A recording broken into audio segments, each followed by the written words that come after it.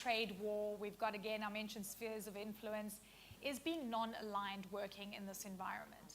First of all, I'd like to thank the organizers of the World Economic Forum and the Prime Minister's Office for their bringing us together to the Global Future Councils here today in Dubai. And I'm very happy to be here to address the first question on geopolitics and the alliances globally. And I think one of the first important aspects is today UAE is not in a situation where it chooses or any stance. I think we are, with the leadership in the UAE, we have chosen a way of thinking to really build bridges more than China was. I think the important aspect is when it comes to the UAEs, we understand that the new currency, the globe in a fragmented world, is trust. And I think it's important when we see and we put trust at the heart of it, at this new currency, trust with the US, trust with China, trust with the world, trust with BRICS, with the multipolar, trust with every organization out there. Countries, when they look at the UAE and the UAE's leadership, they know that it's a trusted leaders, trusted country, and trusted government and operable government that really operates. This is the currency that the UAE has identified and really pushed through that what you see today. Now, what we see is we need to change from policy stance to policy projects and move on to creating more diversified projects into energy, into AI, into data, into information. That's the kind of projects that the UAE is really following through. So when we keep that, these are the values that we stand for, and the UAE will always stand for the next 10 years and more as well, that the trust needs to be built. And what we see today with the world and the such platform today is we need to build that trust between us, because we're going through a fragmented world, and a fragmented world needs trust to be the value of pushing it forward. I'm so glad you said this, because frankly there's been such an erosion of trust that's coming through, I think, globally, and it's deteriorating relationships at a rapid pace, and I think that's why we're seeing this happen. Tiana, I want you to come into this conversation purely because from the Chinese perspective, we're seeing a tit for tat between President Trump and President Xi Jinping, and I think people are really worried. There's an African proverb that says, when elephants fight, it's the grass that suffers, and I think it really speaks to the smaller economies watching this, saying, how is this going to ultimately end? Because it's inflationary, it impacts trade routes, it impacts all sorts of things, and then the smaller countries are basically being cursed, and who are you going to ultimately align with? How are you characterizing the state we're in right now? Because as we keep seeing things escalate, and then it simmers down, and then we see an argument ensuing once again. Yeah, I would say this is just the beginning of the much longer term of US-China rivalry, and I would say there are three main characteristics about the US-China rivalry. To start with, the minister mentioned, and you also said other countries have to choose sides. So, people say international relationship is like marriages of conveniences. So we've come to the point where the couples bicker so much that they're starting to put all the countries to pull them into this conversation and relationship and say, which side are you choosing? Are you with me or are you with the other country, per se? So there will be a lot of that. The other characteristic I would say is that it started with the economic and sort of the soft power of China. But at the same time, we're also seeing the hegemonic vacuum that US is creating itself. So before we saw, China start to talk about what it wants, right? Whether it's Belt and Road, whether it's South China Sea, or the deal it broke for Saudi and Iran, etc. But at the same time, we're also seeing US actively withdrawing from the United Nations on climate change, slapping tariffs all around the world. So we're seeing it's not just the rise of China that's creating this new replay of power, but also the US is becoming US only and US first, right? We see it with UN, we see it with Europe and all of that. So this would be the second characteristic. The third one I would argue is that it really started with trade, but it's no longer that important. Take China as an example. At the peak of times, which is about less than 20 years ago, trade export was 35% of China's GDP. Nowadays, it's less than half of it. And within that less than half of it, US is only 12% of that less than half of it. The largest trade export destination for China nowadays is ASEAN. And for instance, last year in Brazil, more than 20% growth, 23%, I believe, this year to Africa, 26%, all of that. So China has been very actively diversifying its trade relationship with the US. But that's only the beginning. That was trade. Nowadays, we're more seeing a technology rivalry, right? It started with, for instance, electric vehicles. Yeah. And nowadays, we're looking at DeepSeek and all of that. But this is just the beginning, as I said. It started with trade and now technology. The next phase will be finance. We're seeing that a lot of Federal Reserves around the world, they're using less of US dollars. And US is not helping itself for this. And for China, for instance, more than 30% of its trade nowadays are using RMB. So this will be the next phase. And the phase after that will be more securities and military related. This is going to be a long road, I think, the way you've described it. There's a lot there.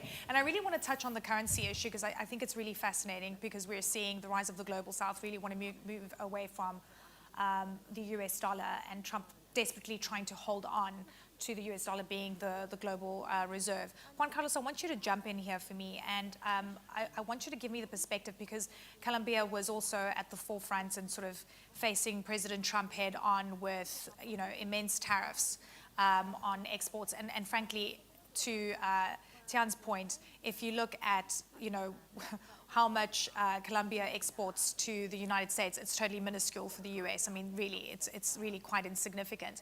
And yet, Colombia had to face this new reality. Give me a sense of what it's going to mean for Latin America as a whole, this trade war that's going on, and also the fact that you also have to face, I mean, some people and analysts have called it bullying by the US administration to try and get everyone to fall in line with what the US envisages as a new economic order.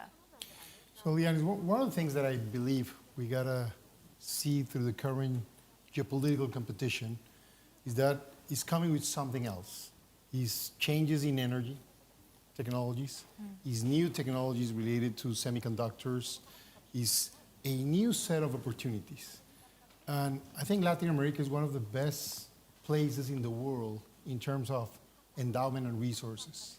Now, are we going to take advantage of this and make Latin America a wealthy region in the next 20 or 30 years because of this competition? That's the big question. And let me speak for my own country. If my country continues with the road is moving, we're going to fail because the country right now is trying to be part of the fight instead of taking advantage of the fight. If my country, Colombia, in the years to come, focuses on its potential, we hold 5% of total fresh water in the world. We are the third most biodiverse country in the planet. Do we have everything related to energy? We can be energy independent. We have oil, coal, gas, sun, wind, and geothermal power. All these can be combined. In addition to that, we are one of the largest food producers to the future. We have 42 million hectares to cultivate in the country, and we're only using 15. So imagine what we can do with the next 30 Everything million. you've described is you need investment That's to what we add need. value and create value chains, If we basically. partner with the UAE, we partner with this part of the world, we partner with all the competitors, what a country like Colombia can become is one of the most prosperous in the next 20 to 30 years. Does that mean turning your back on the United States, or do you want to partner with the US? It's actually partnering also with the United Yeah. States in the issues of national security, on technology, on education. The United States continues to be the 30% of everything. Our investment, our trade, our tourism, and our cooperation. Do you so feel why like not? Do you feel like you have to pick a side? What is that? That you have to pick a side? Well, Align with the global south and China, align with the United States. I would put it in a different way. Colombia has been in the side of the United States for 200 years. Yeah. And that will not change mainly. Let me explain. There's culture, there's geographical positioning, etc. But what happens here is that there's a new place in the world, Asia. And there's a new place in the world, the Middle East. So why we should just be in one region? We can look to the whole world. And that's the kind of connectivity a country like Colombia can play. You know what? I'm a realist, but at the same time, I'm an optimist. Yeah. And I'm saying here that, if we take advantage of what is going on for Latin American countries, but specifically for my own country, Colombia, we can really be thinking on big futures. That's the way I see it. Now, we will keep being democratic. We will keep being, believing in freedom. We will keep believing in the same values that we have shared for years with the West. And that part is not going to change mainly. But in the rest, we have an incredible opportunity. Perfect. A lot to get through there as well. George, the UN. Over the past few years, there's been a big conversation around the survival of the UN as we're seeing the unraveling and the shaking up of global institutions and funding towards the UN, with the US pulling back. I wanted you to give me a sense of what's happening with your core funding right now. Are China and the United States keeping to their commitment? And what does it ultimately mean for the UN's survival? Because you guys are doing important work, and you're making big change in people's lives on the ground, but there's been also, sort of bad coverage. So help us understand where you are right now. So let me start with that, because for those of you who were not in the UN General Assembly 2 weeks ago, I think we saw the headlines and we saw precisely what you mentioned, which is this discussion about how multilateralism is failing, or how the UN is failing within that system. And I think that's the wrong headline. I think what we've seen is a lot of actually warm feelings about what can be done. Now, let me give you some examples. Developing and emerging economies are going through a squeeze right now. It's a triple squeeze. On the one hand, we have trade and tariff issues that were mentioned earlier. The second issue is the ODA issue, overseas development assistance, official development assistance, that is also being squeezed. The third year that we're seeing a decline in that. And the third issue has to do with debt and long-term debt. Those three development sort of dimensions are starting to squeeze fiscal space for a lot of countries that are trying to develop on the SDGs, on the climate agenda, and not being able to do so. What is the twist? How are we getting around this? There's a new multilateralism that is emerging, and that's about the coalitions of the willing. It's happening in Seville on the finance for development issues. It's happening in COP30 in Brazil in a couple of weeks. We're seeing coalitions develop around implementation, action that brings global north and south, and private sector on things that can happen in the future. So this is on energy, on AI, on FFD. All of the things that are forward and future looking are showing new forms of multilateralism, and they're all emerging in the United Nations. And I wanted to end with that sentence, because it's coming from the very forum that is in battle right now. We're at our 80th year. I come from UNDP, 60 years at UNDP. UNDP was founded in 1965. It was at the tail end of the industrialization, the end of advanced economies industrialization, and the promise of industrialization of other developing and emerging economies. I think we're starting to see that over the past 30 or 40 years. So that's where we're trying to pitch the new convergence, what's happening in the next what is the UN going to look like, when the dust settles? I think after the fighting, as we're saying, Etienne was eloquently giving us a sense of there's a few more phases to go. The UN Secretary General has put together a very forward-looking agenda, the Pact for the Future, a view that looks at AI, that looks at energy, that looks at climate. I think we're going to see a UN that's fit for that purpose, and we need a UN fit for that purpose. That discussion is in the hands of member states now. Secretary General has made his proposals, put them on the table 2 weeks ago, and we're hearing, like I said, warm sense of envelopment coming from developing and emerging economies, saying we need the United Nations and we need it fit for purpose. Perfect. Okay, Minister, I want to talk about the rise of the Global South. And frankly, when I started my career in South Africa, and I remember distinctly when the BRICS came together, and people were saying, well, what is this? How much can they really do? And I remember there was talk about finding a different way to trade, new currencies, using different currencies, not being so reliant on the US dollar, because it affects emerging markets. It affects countries that are trying to grow. And to Tian's point, that we might see the next phase really emerging in what happens on the currency front. And I want you to talk to me about the rise of the Global South, how important it is for the UAE to align with the Global South on economic projects, and how you see sort of that phase playing out. Well, very important when it comes to the BRICS and the Global South. We have a huge investment in the Global South. We are the fourth biggest investors in Africa after the US and China and Europe as well. So UAE really stands huge when it comes to Africa and building that the space. And when we look at logistics and DP World and Emirates, you see a lot of connectivity happening. And we're now looking at how do we connect that to the South America as well. So how do we really build the global South along from Asia down to Africa, down to the Latin America. And this kind of strategy has been there for 2 decades or more. It's not new. It's not been there just recent. It has been there in history. And the UAE really believes in that kind of bridge and that connectivity. Now, what's important is when it comes to that bridge, UAE and the Middle East itself now is different. When you look at the economies of the region, of Europe, you see growth of GDP between 1% to 2%. But how do you look at the GCC growth in the last 5 years? We're growing above 5%. Yeah. No one is picking this up. No one really has put a shed light on why the GCC has a growth of more than 5% on non-oil. We did 5.3% non-oil year on year, and we are diversifying even further. Now, what I think is that the GCC is going to play a big role connecting the global South with the economies that we have here from our neighbors, and how do we connect that, and the importance of really looking at regional clusters. Now, if we change our hats and we become CEOs of companies, what's importance as a CEO of a company in a corporate level? Our importance is to make money, profit, right? And where do you want to be when you want to make profit?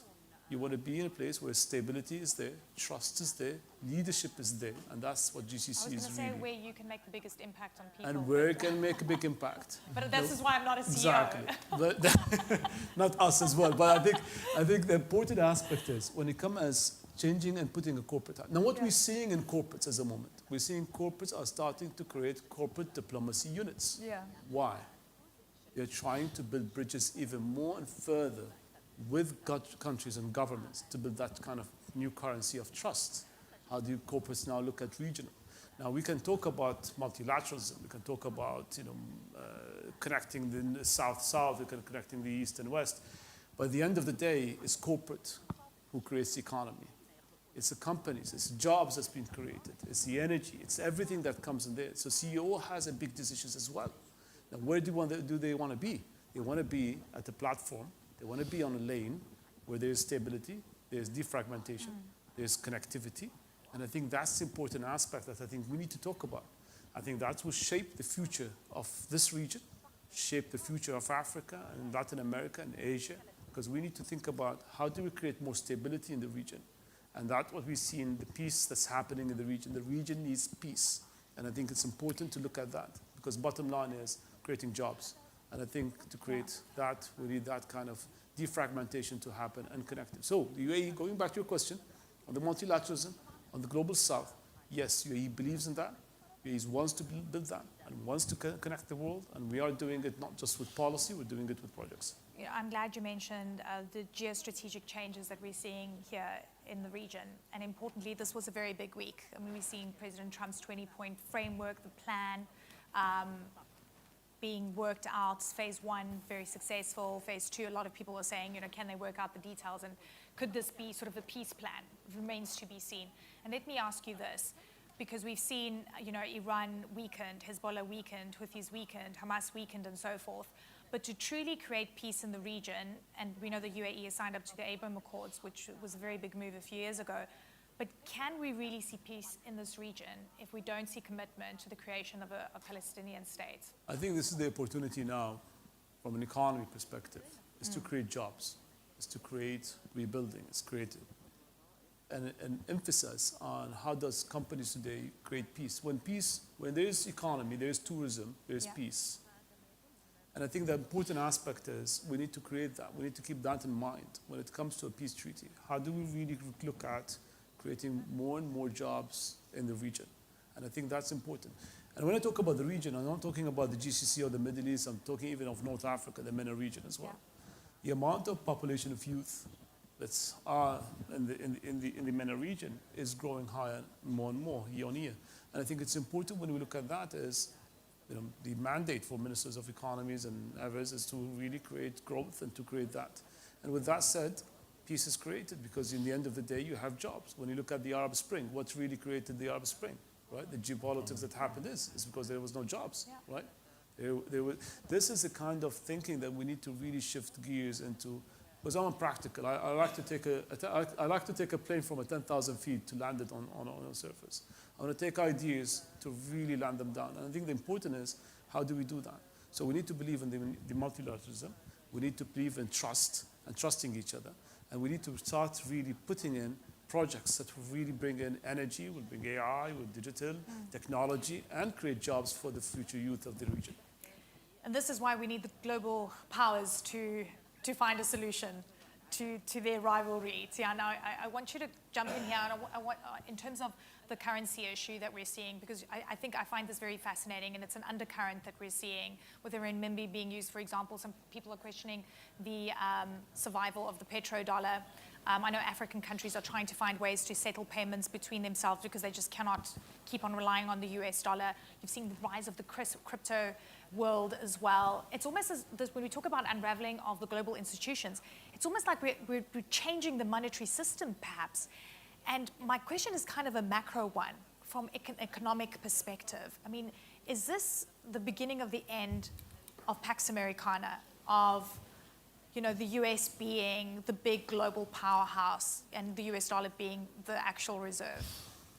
It's a big question, but And it's a very good question. And I think the question lies partly in the global south, partly in China, but ultimately it lies with the US itself, how it will go into save, if not to destroy its own currency, and the absolute dominance of the US dollar. Are you saying it's currently in the process of destroying its own currency? Absolutely. Okay. Yes. So it started in a way more organically, where with the rise of China is trade, is investment, is global financial presence and all of that. So there's that rising challenge from the China side. And so hence the global south will be, I'm happy to trade with China, all of that. At the same time, till today, even though China has a very ambitious plan, the RMB is still is not an open capital account. So that doesn't give people, the global investors and currency holders, the absolute confidence to use RMB, right? So that's one. But a few things has developed in the past couple of years. One is actually with the Russia-Ukraine war. That has made China more mindful and alert that so long you touch the US dollar, you will be in the realm of the US sort of mighty power per se. So China, if anything, that accelerated China's diversification, whether it's trade related, investment related, or partnership with other countries, etc. But then it comes to the ultimate one, which when I'm saying it's the US that's destroying itself. When we look at this, for instance, when US the current Trump administration slapping tariffs precariously and irresponsibly like that to any countries, however much that they like, that means US is not a trusted partner. At the same time, the Federal Reserve is losing its independence. We watch all the news how the Trump administration is really putting pressure on the Federal Reserves. So things as such, or the rising debts that we talk about, all of these, that means US dollar is no longer that credible. So China's just watching this saying, you know what, they're doing it to themselves, we're just going to sit back. In a way, China cannot believe its luck. And we're going to fill the vacuum in the void. That's fine. In fact, we already have, economic soft power across the African continent and the countries that matter. We're getting our resources. We're controlling the processing of rare earths. We're cool. In China, in Mandarin, we call Trump, he has a Chinese name, which is called 川建国, which means he's establishing the People's Republic of China. He's like really our comrade. He's helping China. Okay. So that's why I say there's the rise of China, there's US destroying itself. Okay, Juan Carlos, what's your sense? I mean, when you're hearing this, and you're going, okay, do I team up with a potentially sinking ship, or do I really need to start diversifying and becoming more sort of global south? Because, by the way, Juan Carlos is also in the presidential race in Colombia, which really important because you were spelling out your vision on how to tap into your natural resources and the incredible opportunity. But you've got this existential question, aligning yourself or teaming up because you need the investment. You said very well, when two elephants are fighting, you don't want to be in the middle of those elephants. You don't want to be the grass, you want to be the tree. You want to be on the side, you want to take advantage of the situation and advance as much as you can. As I said before, we have a very strong relationship with the US, and I think we got to continue to build onto that one. Why not? But then there's a reality in Asia, there's a reality in China that, of course, we need to find out how to best, suit ourselves for that. But I think we got to think on our own self. The first thing a country like Colombia needs to do is make sure that it has law and order, security, because if we don't bring that, we're not going to be trusted for investors. We're not going to provide the quality of life that we need for our own people. Second, we need to attract as much investment as we can. I have to tell you, one thing I've learned from UAE and the vision they had here is that they were able to bring as much investment as they could worldwide. That's what you need to do. You need to become trustful. You need to become a steady place so money can come and then you can create jobs and create prosperity.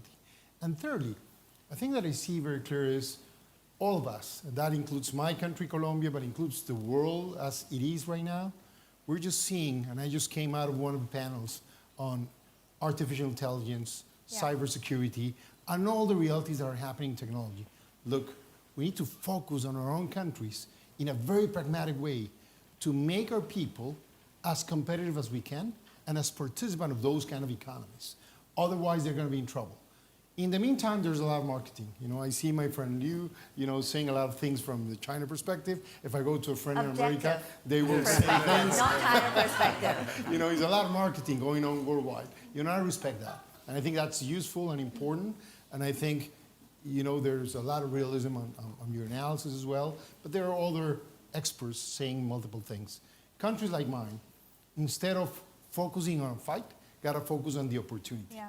And I think my country, Colombia, if we correct the road, if we move into a better path, we're going to be really moving to greatness. In the next 20 years, Colombia is going to be one of the big stories in the world.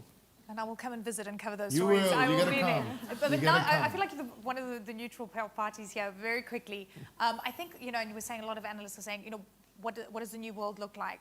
Are you worried about what the world would look like if China and Russia, perhaps in the global south, are very dominant? I mean, there's a distinction between all the global south countries because that's a very big bag versus the US still being the dominant force. Does either scare you? What matters for someone like me and for countries like mine in the world is the sense of freedom, the sense of democracy, as something that we value and we cherish. But of course, the sense of effectiveness. We have to be realistic. One thing that the East has presented as opposed to the West in the past 30 years, I would say, is that the East has become more effective on producing policies that are creating wealth. In the West, we have become too much in the middle of a discussion with very little effectiveness. I think that we need to increase in our democratic world the sense of consensus and the sense of long-term vision. If we can work onto that, creating consensus, and if we can work on the idea of having better long-term plans, I think we can match that thing. But freedom cannot be replaced easily, and that's something we can never forget. Exactly. I care for freedom. And that's the fear. George, I want you to jump in here in terms of this conversation on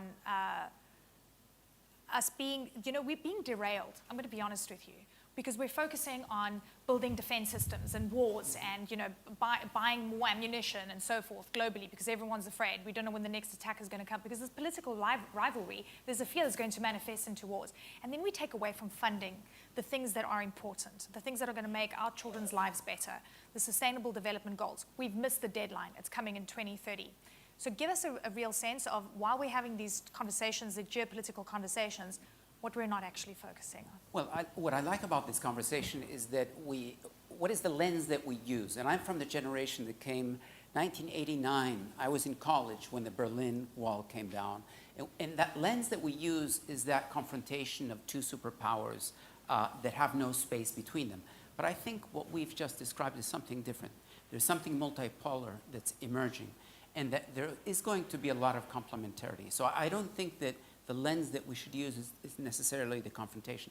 As an example of where things are moving, just coming back to the jobs and growth theme, just think about the presentation that the IMF made yesterday about the world economic outlook and what the director said, the world economy is resilient despite tariffs and trade issues, despite interest rate problems, despite questions with central banks. I think what we're seeing is a resilient private sector, but also public sectors thinking we have to create alternatives to this lens that we used to have from 1989. So I think, to your point, I think geopolitics will be very important. We're already living through that, so we cannot ignore it. But I think the way to move around geopolitics is already emerging in growth and in job creation. Now, we have a lot to do. I focus on developing emerging economies. We're growing at 0.7%, less than we did 20 years ago. So all of us in this room are from a generation that took for granted convergence between poor and rich countries. I think we can't take that for granted anymore. We have to craft the space for that new growth. Yeah. And Minister, I mean, being here in the UAE, there's one thing I noticed, and that kind of speaks to Juan Carlos's point, is that you guys don't only talk, you act, and you make good on what the plans are. You've got long-term vision, and you guys have achieved something that I think, frankly, no one else has achieved globally, especially here in Dubai. It's really phenomenal. You know, in the history of mankind, we've seemed to have congregated ourselves around a specific resource that if we have dominance over that resource, then we have big power play. And, you know, decades ago, it was oil. And I wonder what that new power play is going to be. Is it about rare earths? Is it about, you know, building a lot of AI infrastructure, for example, which the UAE is doing? Is it about the guys that are processing the rare earths? I mean, I'm wondering how you guys are framing this, because you obviously want to be competitive in this new global world order, however it's going to look down the line.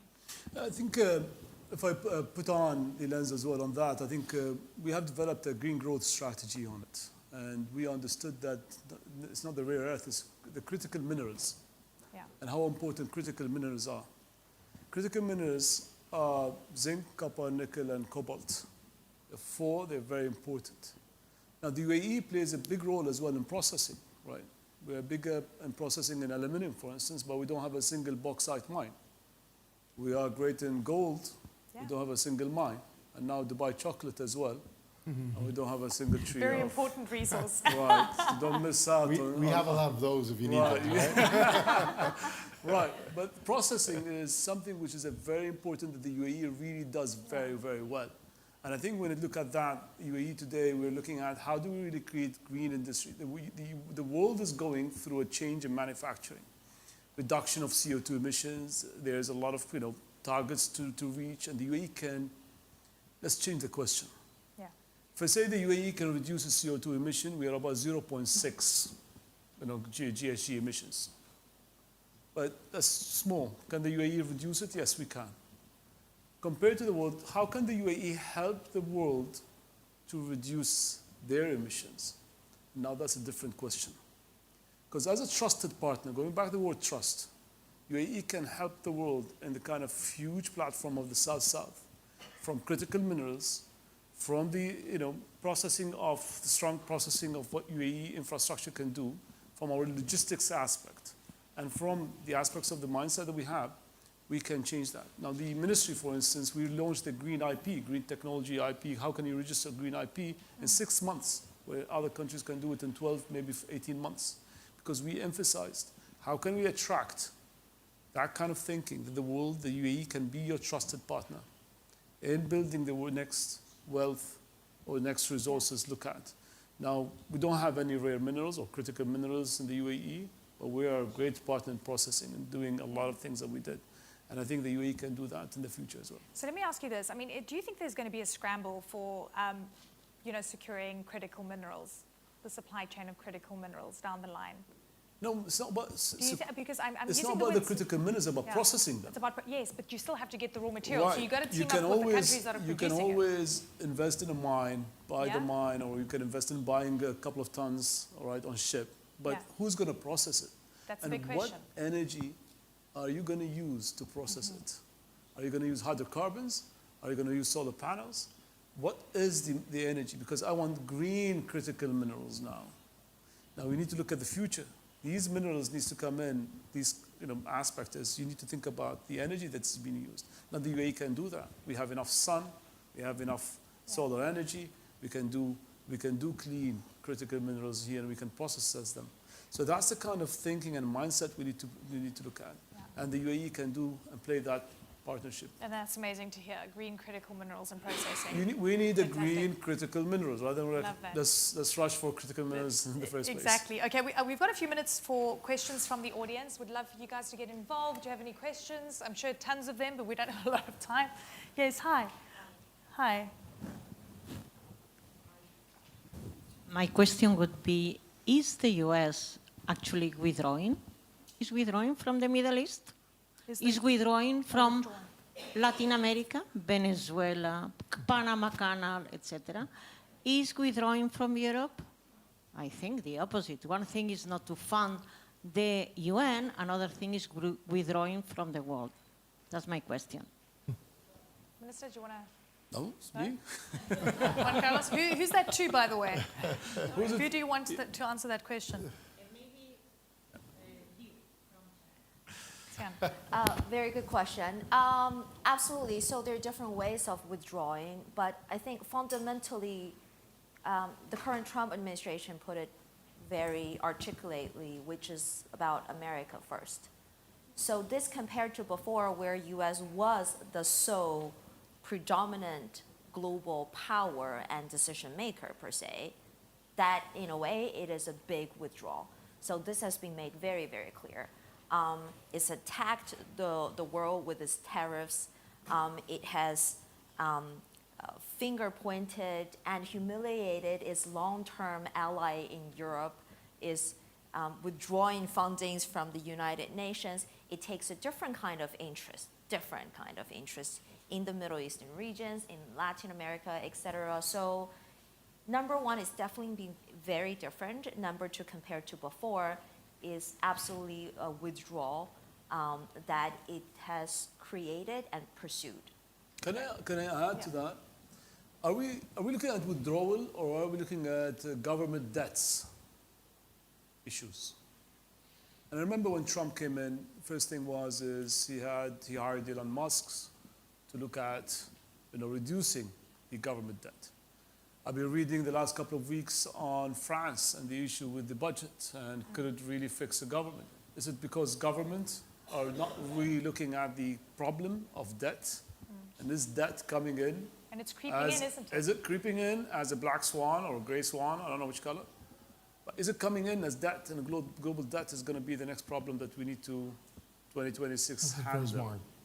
That's the question, because when you see the withdrawals, it's not about withdrawals, it's about priorities of where do we need to put our money, where do we need to invest it, and how do we reduce our debt and be more It's efficient. almost like survival, right? It's a kind of, I don't know how do you read that, but for me, by me reading what I'm reading globally, it's a global issue. It's not just in the US, it's a global issue on global debt. And it's started with France, it's going to start with other countries, but we're going to see country debts are rising, I don't know. But Minister, may I add something? I've been asked multiple times, if you're an investor, where are you going to put your money Everyone's going in gold. the world if everything is in trouble? Yeah. And usually you will come to places where you still have the sense of rule of law, where you have international institutions working, and somehow with some level of security. So still, people is not putting money in places that look very shining, but not necessarily very secure, because people are scared still of, parties or dictators that can make decisions against them.